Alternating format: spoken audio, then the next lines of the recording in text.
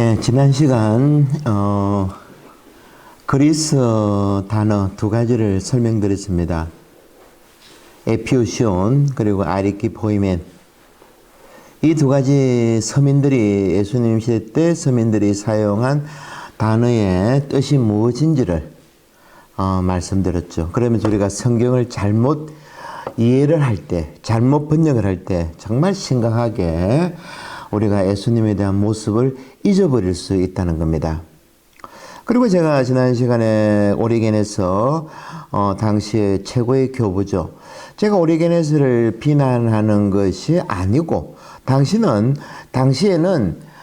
박해 시대 때 오리게네스의 그 열렬한 신앙, 말 그대로 재림신앙, 이러한 것들이 박해 시대 때는 목숨을 걸고 하는 그런 철저한 신앙이 필요했습니다.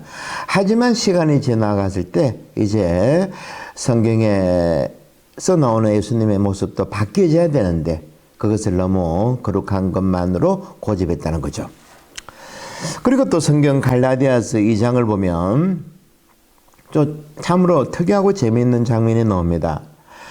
베드로 사도는 일대 교황이죠. 그죠? 일대 교황님인데, 바오로는 지난 시간에 말씀드린 것처럼 박해하는 사람이었죠. 적이었습니다. 그런데 갈라디아서 2장을 보면 처음 상봉인데, 베드로와 바오로가. 그런데 이방인들에게 할례를 주는 문제하고 이방인들의 음식을 먹을 수 있느냐 문제 가지고 심각하게 논쟁을 벌입니다.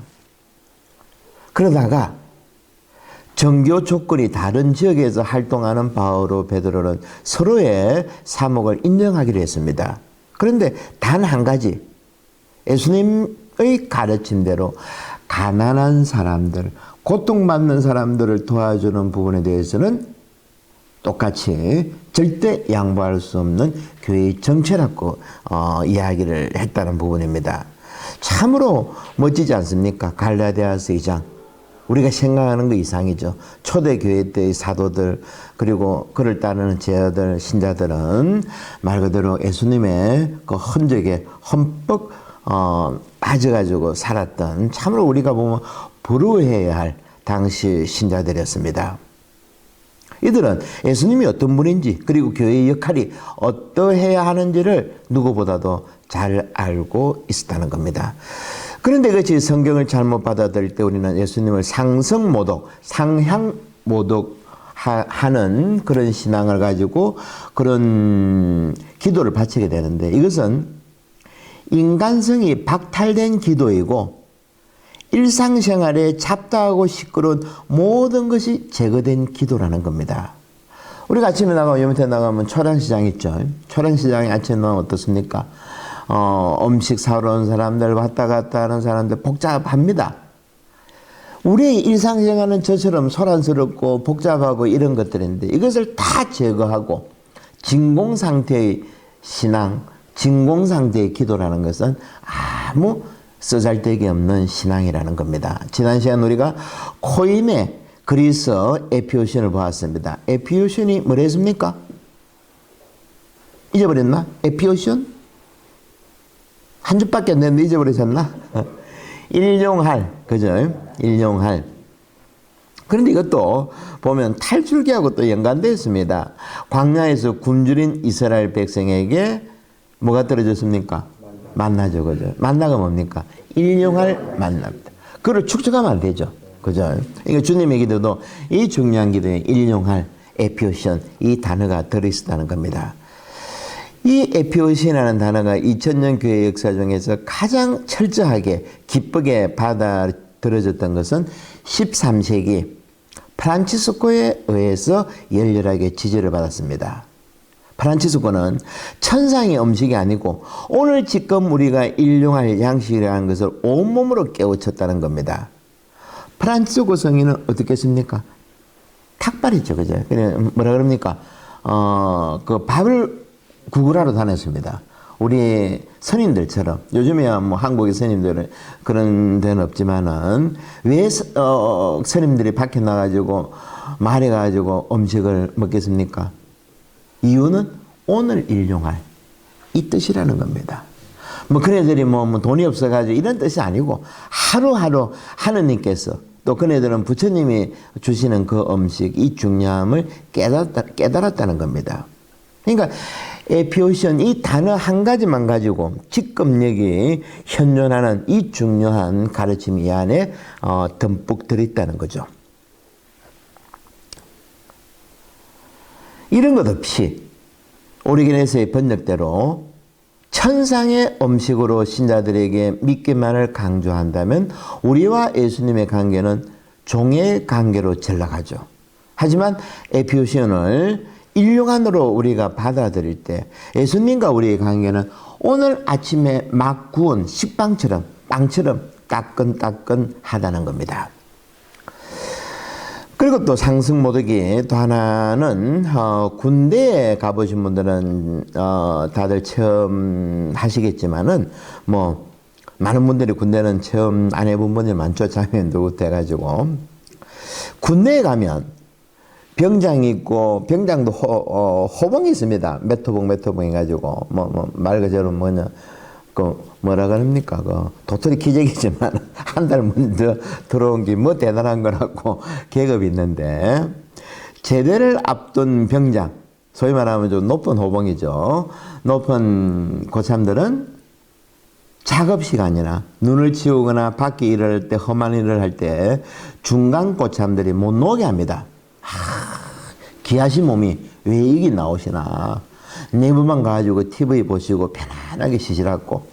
이 어려운 일은 제가 다 알아서 하겠다고. 그런데 이런 제가 지금 좀 소개해 드렸는데 이 부분이 그 유명한 소설의 어느 부분하고 많이 연관됩니다. 생각나는 소설이 없습니까? 도스토옙스키. 제가 발음이 안 좋아가지고 제가 짧아가지고 영어 잘 한다고 한 20번 연습했습니다. 도스토옙스키 맞습니까?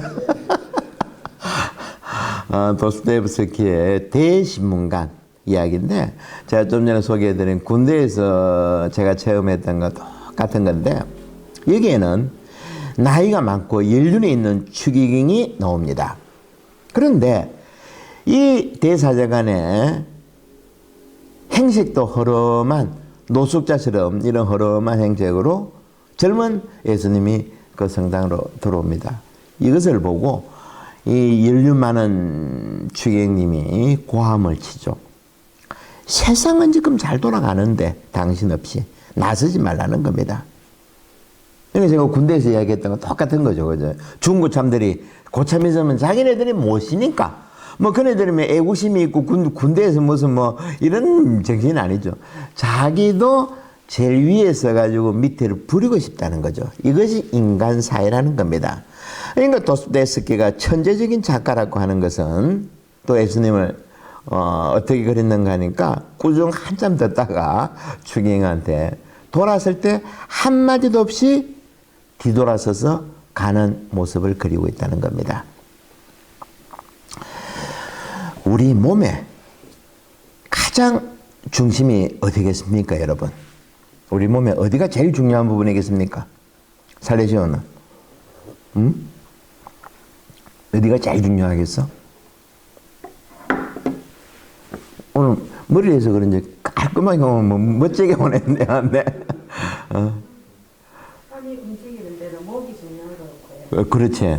그러니까 우리 잘 이야기했지만은 저 마시가 몸의 가장 중심 어딘가 하니까 자기가 약한 부분입니다. 제가 한때 허리 수술하기 전에는 5분도 서서 설거지를 못 했습니다. 그러니까 당연히 온통 제 신경에는 허리가 가 있죠. 그리고 또 어떤 분들은 눈이 될 수 있을 겁니다. 눈만 더 좋으면 책 좀 더 보고 이것저것 참 좋을 텐데 하는 분들도 있겠고, 이처럼 나의 신체 중에서 유독 아프고 남에게 보이기 싫은 곳입니다. 그런데 한번 봅시다. 지금 우리가 예수님의 정체, 예수님의 모습이 어떤 분인지를 우리가 로마에 국교화되면서 흐릿해지는데 이것을 제대로 보기 위해서 제가 지금 여러분들과 옛날에 여러분들이 공부했던 부분을 다시 한번 떠올리는 그런 작업들을 하고 있습니다. 예수님은 공생활 중에서 환자들에게 기적을 많이 베푸셨죠. 유독. 이와 똑같다는 겁니다. 당시 바리사이와 사제들은 레위기 13장의 정결례법을 종교 생활의 최우선으로 삼았습니다. 물론 유대인들이 우리가 볼 때는 유난히 좀 심할 정도죠. 안식일 때는 뭐 밖에 뭐 매매다 나가지는 못한다, 뭘 들지 못하게 한다, 뭐 하여튼 철두철미한 이런 이유가 있습니다. 왜냐하니까 그네들은 유배 생활을 하면서 다른 이민족하고 섞이면서 같이 결혼도 하고 그다음에 자기 순수 종교성을 잃어버렸다는 겁니다. 그래서 이에 대한 트라우마가 있다는 거죠. 이 때문에 당시 바리사이나 사제들이 예수님에 대해서 이 문제 가지고 정결례법 가지고 많이 논쟁을 벌이죠. 이런 이유입니다. 그런데 예수님은 이방인들이나 병자들에 대해서 유독 가까이 갔습니다. 또 죄인들에게, 심지어는 나은 자에게까지 다가가서 어떻게 합니까? 손으로 직접 고쳐줍니다. 그런데 당시 정결례법으로 의하면 나은 자들은 마을에 들어오면 고함을 쳐야 되었습니다. 나는 불결한 사람이라고, 나는 정결치 못한 사람이라고 고함을 쳐야 되는데 윗입술이 밑으로 내려와야 됩니다. 왜 그럴까? 요즘 우리 바리스 때문에 많이 시끄럽지만은 침이 튈까봐. 침이 튀면 전염된다고 봤습니다. 당시에서는. 그러니까 윗입술을 입으로 막든지 해가지고 나는 불결한 사람이야 하고 고함을 쳐야지 사람들이 알아채고 비켜줄 거 아닙니까? 그러지 않을 때는 몽둥이 찜질을 당해야 됐습니다. 그런데 예수님은 어떻게 치료했는가? 그들에게까지 다가가서 타치를 했다는 거죠. 좀 전에 말씀드린 프란치스코도 예수님에 대해서 누구보다도 잘 몸으로 알아챘다는 건 뭔가 하니까 프란치스코가 당시 나은 자의 입술에 키스를 했다는 겁니다. 그때 프란치스코의 그 고백을 들으면 그때 자기는 예수님을 체험했다는 거죠. 개인이나 교회도, 우리 교회도 상대방의 가장 아픈 곳에서 사목을 시작해야 된다는 겁니다. 왜? 그것이 중심이니까. 나은 자를 고쳐준 예수님처럼 사목의 중심은 부자들이나 힘 있는 사람들이 아니라는 거죠. 그리고 지금 우리나라에 제일 지금 큰 어떤 그 아픔들이 지금 바이러스죠. 코로나 바이러스 있는데 이와 또 연관돼 가지고 신천지 하면 지금 우리는 마치 그냥 마녀 사냥하는 식으로 접근해서는 안 된다는 겁니다. 왜 저 많은 사람들이 신천지 교회에 빠졌을까? 여러분들의 생각은 어떤지 모르겠습니다. 그들을 악마화할 것이 아니라 우리부터 심각하게 반성해야 된다는 겁니다. 첫 번째, 그네들이 왜 저렇게 되었는가? 문제는 스티브 호킹 박사가 외워낸 것처럼 직업이 없어져 갑니다. 이것은 이제 앞으로 가면 갈수록 심각해질 겁니다. 지금 젊은 사람 보십시오. 여러분들이 자녀들 중에 취직 제대로 한 사람이 과연 몇 명이나 있겠는가? 젊은이들이 제일 큰 문제는 취직 문제죠. 취직을 못 한다는 건 우리가 전에 용수 공부할 때 배웠지만은 남한테 인정을 못 받는다는 겁니다. 이것은 정말 아픈 겁니다. 우리는 그런 애들 해내야 되는 거죠. 신천지는 어떻겠습니까? 남들이 다 너와 취직 안 했는데 왜 공부 안 했니? 이렇게 할 때 신천지는 물론 목적은 달랐지만 그네들은 이런 젊은이들을 마음을 잡아주었다는 거죠. 그리고 또 한 가지는 신천지가 왜 저렇게 모였는가? 사람은 살아있다는 것은 떨림입니다. 떨림. 우리 안이 떨려야 된다는 겁니다. 우리 원자에 있는 안에 있는 전자, 큰 물질 이런 것들이 계속 떨고 있습니다. 그런데 제도화된 교회, 제도화된 정치, 제도화된 사회에서는 이런 떨림이 인정이 안 되죠. 무조건 누르고 억누르고 이런 것들이 정치, 경제, 종교 지금 돌아가는 어떤 사회가 건데 그네들, 젊은이들이 그 떨림을 온전히 서로가 서로를 만나면서 파동을 일으켰다는 겁니다. 이건 아주 무서운 거죠.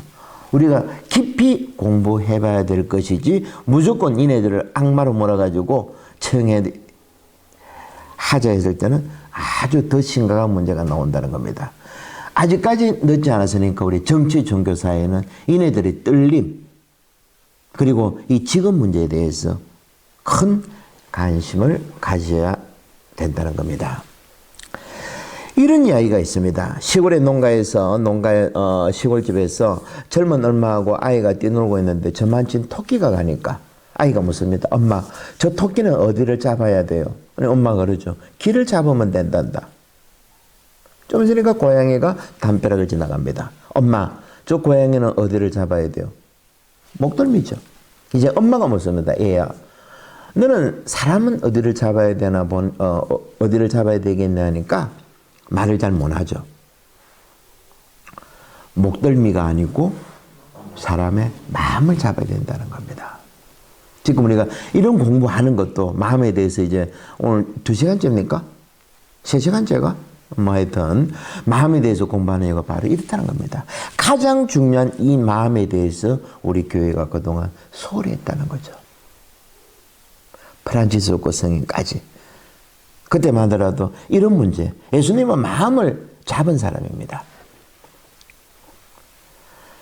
그럼 이제 이런 시각으로 우리 교회의 모습을 먼저 초대교회 때 어떻게 그 많은 사람들이 우리 교회로 들어왔는지 이런 부분을 조금 자세히 한번 들여다봅시다. 박해를 피해 어두컴컴한 동굴인 까따곰바에서 숨어 지내던 초대교회 신자들이 어떻게 해서 그 화려한 궁으로 들어가게 됐을까? 그리고 성경에 예수님을 보십시오. 세상의 정치 종교에 대해서는 전혀 관심이 없었었죠. 그죠? 그런데 어떻게 교회가 저 큰 로마 제국을 접수했을까? 놀랍게도 300년 만에 당시 세상의 모든 종교와 철학을 물리치고 로마를 통째로 우리 교회가 접수하게 된 이유가 있습니다. 로드니 스타크라는 교수가 역사학자인데 이렇게 연구한 결과를 우리에게 내놨는데 초대교회는 우리가 생각하는 것처럼 전적으로 가난하고 무지한 사람들만으로 이루어진 것이 아니라고 말합니다. 이런 사실을 밝혀냈습니다. 교회는 예수님 돌아가실 때까지는 그 나자렛 갈릴레 작은 지역이지만 예수님 돌아가시고 특이하게 도시 지역에서 가장 빠르게 성장을 했답니다. 그리고 부자들과 귀족들, 특히 사회적으로 신분이 높은 여인들이 다수 포함되어 있었다는 거죠. 많은 여인들이 예수님과 그 제자들의 뜻을 실천했다는 겁니다. 그리고 또 특이한 것은 당시 교회는 교리와 우리가 아는 것처럼 교리와 신학으로 사람들을 정교한 것이 아니고 대안적인 생활 방식이었는데 묘하게도 그때 로마에 큰 전염병이 돌았답니다. 마치 지금 우리 전 세계를 지금 힘들게 하고 있는 것처럼 이 재앙에 초대교회 신자들이 어떻게 했는가 하니까 목숨을 아끼지 않고 환자들을 돌보았고 많은 재물을 내놓았다는 겁니다. 이것을 보고 로마 황제도 저 단체는 어떤 단체길래 저렇게 우리들도 못하고 있는 일을 저 사람들이 하느냐 하고 놀랄 정도였다는 겁니다. 그리고 제가 지난 시간에 그 말씀 드렸죠. 옥시림쿠스에서 파피루스 종이에 그 말씀 드렸죠. 우리가 생각하는 것처럼 로마는 지금 우리가 생각하는 것처럼 미국과 같은 어떤 그런 체계적으로 이래 된 데는 아니고 물론 돈은 많았죠. 아주 화려했고. 그런데 당시 최고의 나라에 살고 있는 로마 시민권자들의 수명이 20대 중반이었답니다. 이게 무슨 말인가? 왜 20대 중반일까? 그 이유가 있는데 계속된 전쟁. 어떻게 보면 우리 시대는 참으로 편안하게 살았습니다. 그죠? 우리 시대에 6.25 끝나고 전쟁이 있었습니까? 그죠? 참 편안하게 살았습니다. 하지만 당시에는 로마 시민권자가 20대 중반이었다는 것은 많은 것을 이야기하고 있죠. 그리고 당시에 낙태가 그리 많았답니다. 옥시리쿠스 그 쓰레기장에서 파피루스 종이를 보니까 군대 간 남편이 자기 부인에게 쓴 편지인데 여보 요번에 아이가 태어나거든 여자아이 같은 경우에는 그냥 버리시오. 남자아이는 키우고 이 정도였답니다. 그러니까 다 따지면 그 수명이, 남자 여자 수명이 20대 중반라는 게 뭐 크게 잘못된 것은 아니라는 거죠. 그리고 또 초대교회가 참으로 또 잘했던 것은 다른 종교하고 달리 여자 개종자들에게 유대교하고는 다르게 또 다른 종교하고는 다르게 결혼에 대해서 아주 간용을 베풀었답니다. 그래서 이 여인들이 남편들을 개종시켰다는 거죠. 그래가지고 이런저런 이유로 해가지고 신자 수가 급격하게 늘어났고 12명에서 시작해가지고 300년 만에 600만 명으로 늘어났다는 겁니다. 그리고 당시 초대교회는 인간의 가장 큰 숙제인 돈과 죽음에 대해서 이제까지 본 적이 없는 당시 그리스도교 신자들의 초연한 모습을 보고 이방인들이 크게 감탄했다는 거죠. 이것이 바로 마음을 사겠다는 겁니다. 당시 초대교회 신자들이 교리나 신학이 아니고 예수님의 처음 제자들은 오늘날 한국의 수많은 교회들하고 달리 체제에 순응하는 공동체들이 아니었습니다. 오히려 그들은 마음 안에 있는 성령에 의해서 활력을 얻는 공동체들로서 자신들의 주님 말고는 어느 것도 따르지 않는 아주 특이하고 열렬한 그런 공동체였다는 거죠. 이 시기에 유스티누스라는 또 교포가 있습니다. 오리게네스보다 위에 분인데 이분도 대단한 분이죠.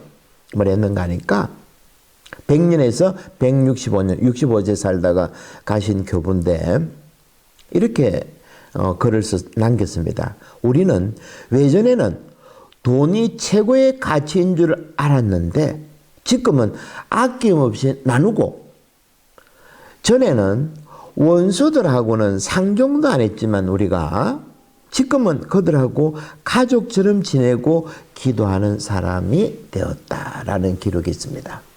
하여튼 이런 자료들을 보면 우리가 지금 이 시대를 살아가는 우리들이 부끄러울 정도죠. 과연 우리가 예수님이 어떤 분인지 알고나 있을까 할 정도로 의구심이 들 정도입니다. 하지만 325년 로마에서 드디어 콘스탄티누스가 황제가 로마 자체를 말 그대로 통째로 그냥 세례를 준 겁니다. 로마 통째로. 그는 막대한 국가 기금으로 당시 사제들에게 상당한 봉급을 지불하고 예루살렘을 순례지로 만들고 무엇보다도 피비린내 나는 박해 시대, 순교의 시대를 끝냈습니다. 사람들을 처형하기 위해서 뽑아들었던 칼들이 이제는 예수님에게 경의를 표하기 위해서 들어 올리게 되었다라는 기록도 있습니다. 이 사건을 두고 현대의 신학자들은 특히 하비코스, 스탠린 하우스워스, 바바라 투치만 같은 이런 신학자들은 이렇게 말합니다.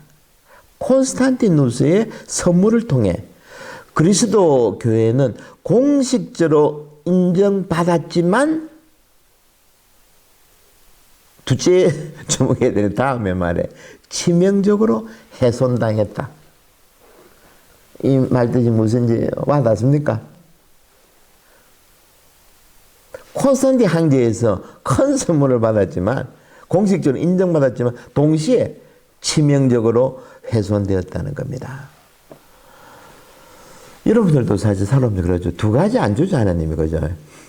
두 가지 다 줍니까? 건강과 돈과 뭐 재모와 다 하나 안 줍니다. 성경에는 세 가지 타락이 있는데 첫 번째 타락이 뭐겠습니까? 성경에. 여러분들이 너무 잘 아는 뭐가 있겠노? 첫 번째 타락. 어떻게 대답해야죠? 저 잠깐 쉬지. 첫 번째 타락이 뭡니까? 아담의 타락. 선악 까먹은 거. 원죄죠, 원죄 타락. 두 번째 타락이 있습니다. 두 번째 타락은 야훼 하느님은 왕정 제도를 싫어했습니다. 왜냐하면 인간 그 자체를 심성을 아니까 저것들 세워놓으면 분명히 저것들 사고 칠 것 해가지고. 그래서 12지파를 부족 단위로 그렇게 살기를 원했는데 사울이 그리고 고집을 했죠. 그죠? 사울이 고집해가지고 이스라엘 왕을 세웠는데 다윗, 솔로몬 얼마 못 가가지고 타락해버렸죠. 이스라엘 전체가 타락했습니다.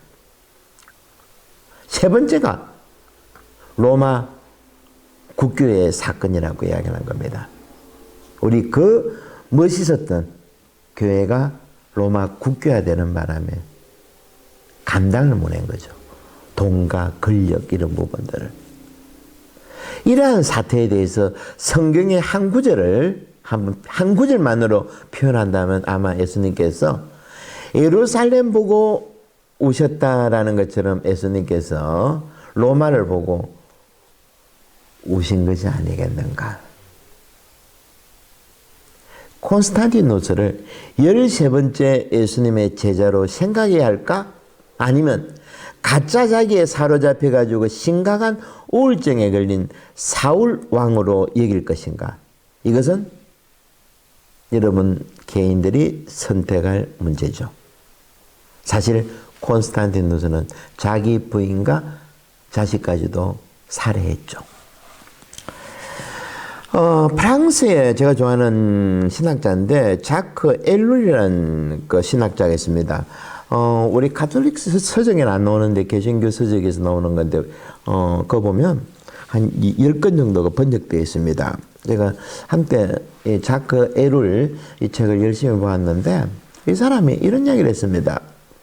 신앙은 끔찍하게 가혹한 것이며 불타는 유황불이다. 신앙은 나의 인생과 사회의 모든 요소들을 시험하여 아무것도 남겨놓지 않는다. 신앙은 나로 하여금 나의 확실성, 나의 모든 도덕적인 생각들, 믿음에 대한 궁극적 의미를 의심케 한다.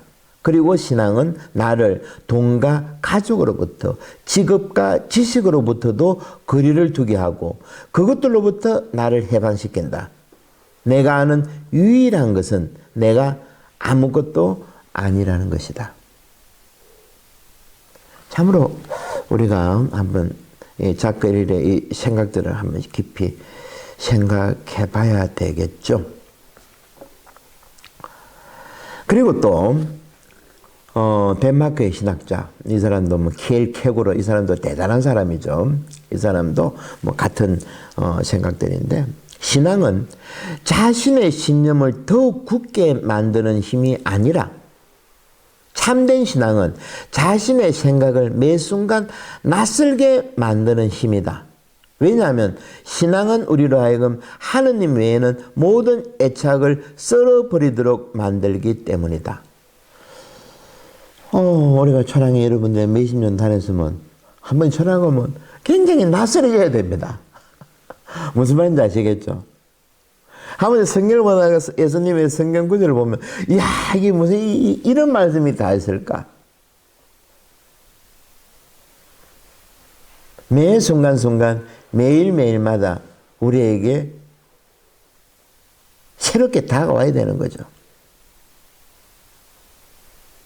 이 장면에서 떠오르는 복음 구절이 있는데 예수님의 발에 향유를 붓고 눈물 범벅이 되어서 자신의 머리칼로 닦아냈던 여인을 머릿속에 한번 그려보십시오.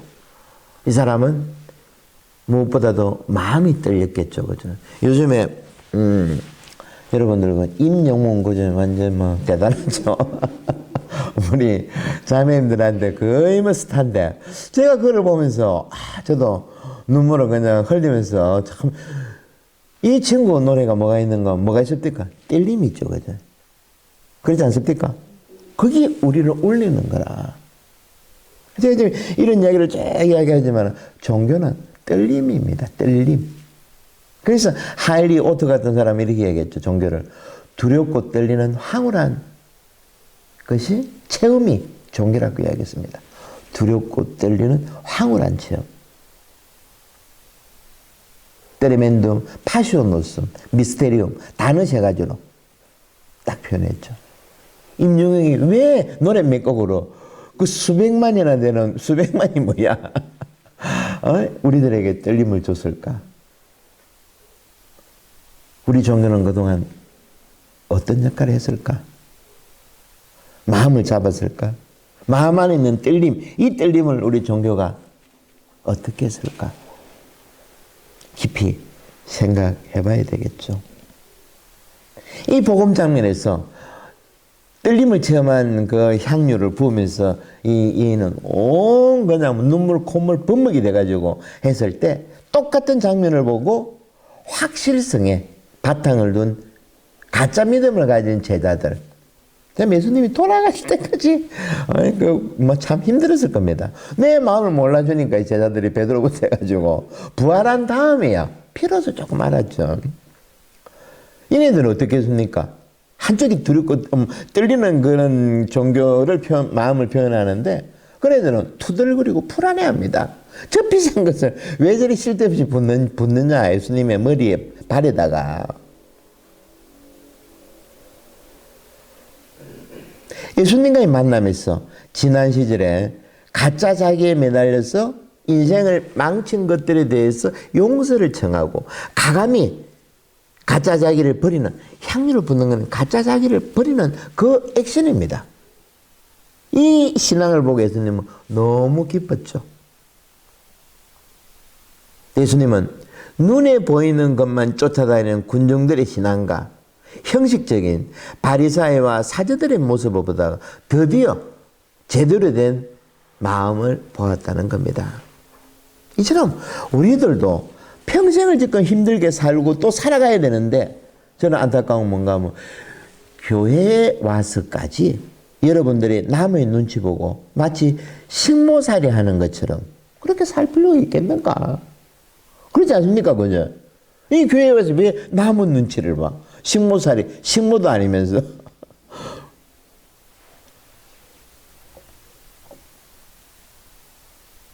그럼 이제 조금 더 봅시다. 초대교회에서 예수님을 어떤 분으로 모셨는가? 좀 성경 위주로 조금 보겠습니다.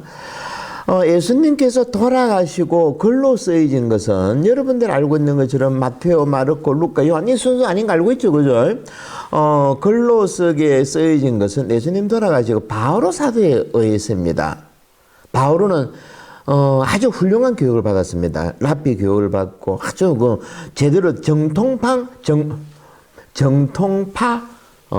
신앙인이었습니다. 벤자민파였고 아주 전도 양양한 그런 소위 말하는 우리로 말하면 스카이 출신입니다. 그러니까 이 사람이 글을 남겨야 되겠다. 그래서 기원후 50년, 51년 그때 처음으로 쓰여진 것이 데살로니가 전서입니다. 그러니까 얼마나 빨랐습니까? 루카 보고 뭐 사도행전은 100년 단위 이렇게 넘어가는데, 그죠? 20년 후에 쓰여졌으니까. 그러니까 바울의 이 그런 생생한 예수님의 모습들과 체험들이 그 안에 들어있습니다. 이 보면, 데살로니가 전서를 보면, 우리가 여러분에게 전한 복음이 그저 말만으로 전해진 것이 아니라 능력과 성령과 굳은 확신으로 전해졌기 때문입니다.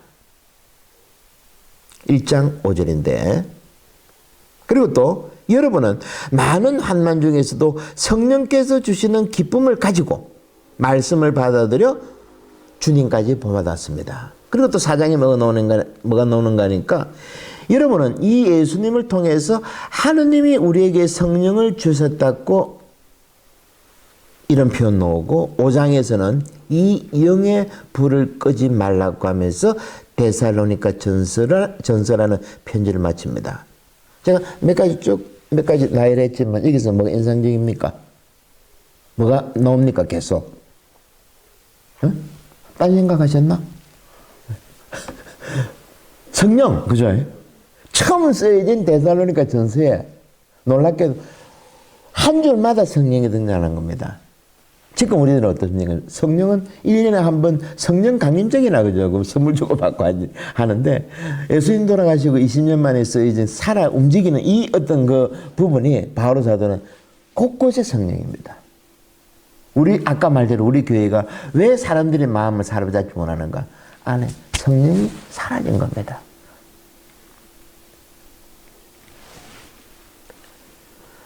바오로가 말하고 있는 이 성령은 다마스커스로 가는 길에서 체험한 하느님의 영이었고, 요한복음에서 부활하신 예수님께서 제자들에게 숨을 불어 넣으시면서 말씀하신 그 성령이라는 겁니다.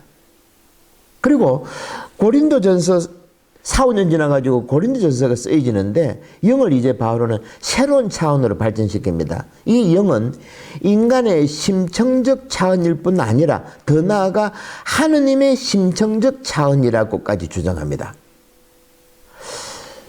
지금 이 구절은 제가 지난주에 말씀드렸죠. 마이스트 에카르크가 뭐라 그랬습니까? 우리 마음 기수한 것에는 이 안에 들어오려면 하느님도 벗고 들어와야 된다. 그러니까 바오로 사도는 고린도 전서에서 한 번 더 발전시킨다는 거죠. 이 안에서 하느님과 우리의 그 친밀한 만남이, 놀라운 만남이 이루어진다는 겁니다.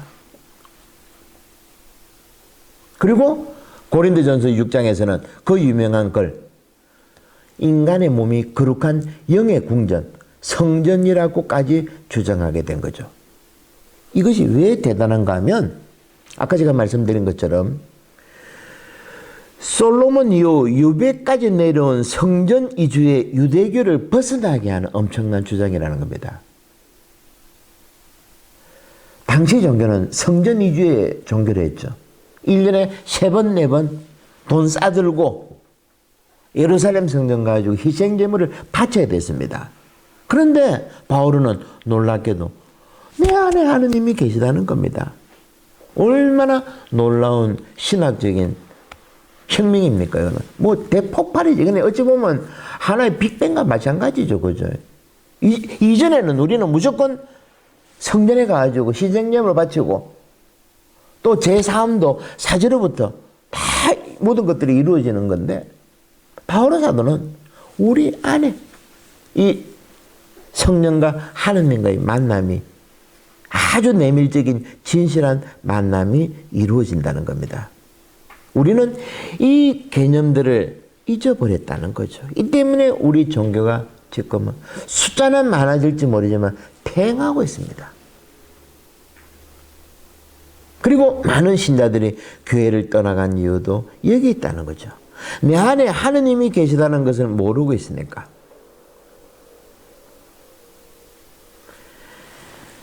오늘은 여기까지 하도록 하고 다음 주에 또 계속 한번 연결시켜 보겠습니다.